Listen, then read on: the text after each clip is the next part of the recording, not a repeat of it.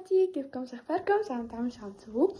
اليوم حصور لكم روتيني ليوم كامل في رمضان، وكل يوم حصور لكم يعني حرفيا ل 30 يوم حصور لكم روتيني كامل لرمضان ان شاء الله. يعني كل يوم، بس في شيء مميز انه ما كل يوم حصور لكم روتيني كامل لمدة 30 يوم، لا، حيكون فيه شيء مميز، واللي هو انه كل يوم بلغة معينة.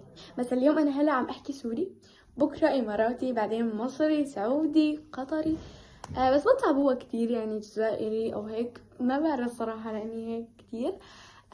فبس وبتمنى تابعوا الفيديو للاخر. وكمان هلا انا فقت من شوي تقريبا، يعني صار لي ساعة او ساعتين حتى. فاول شي رحت عملته وتوضيت وصليت، بعدين طلعت، بعدين خلصت يعني قصدي رطبت وشي، والصراحة لسه ما فتحت خدمة، فهلا لازم افتح خدمة. اوكي، واقرا قران وروح ساعدهم. فححط لكم جدول رمضان. اوكي، انا كل يوم حاعمل لكم جدول رمضان، يعني كل يوم حنقرا انا وياكم سوا. اوكي، جدول ختم القران بسرعه. اول شيء لازم تقراوا الفجر 4 صفحات، الظهر 4 صفحات، العصر 4 صفحات، المغرب 4 صفحات، والعشاء 4 صفحات. فهيك بنكون خلصنا جزء بيوم واحد. وبكره كمان حاط لكم جدول، لاني كل يوم حنزيد شوي. يلا، زائد جوز اكلات مشبعة للسحور، يعني بتشبعوا لوقت اطول. مي، حليب، تفاح، موز وتمر، وبيض مسلوق. مسلوق مو مقلي، لان المقلي انه فيه سمنة او زيت وملح وبهارات، يعني عرفتوا، فالمسلوق احسن.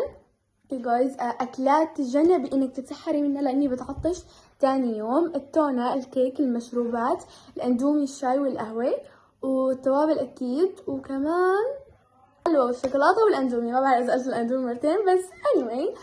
ويلا نكمل. جايز هلا خلصنا الكبة مثل ما انكم شايفين. اوكي، لاني هذا هيكون غدانا اليوم.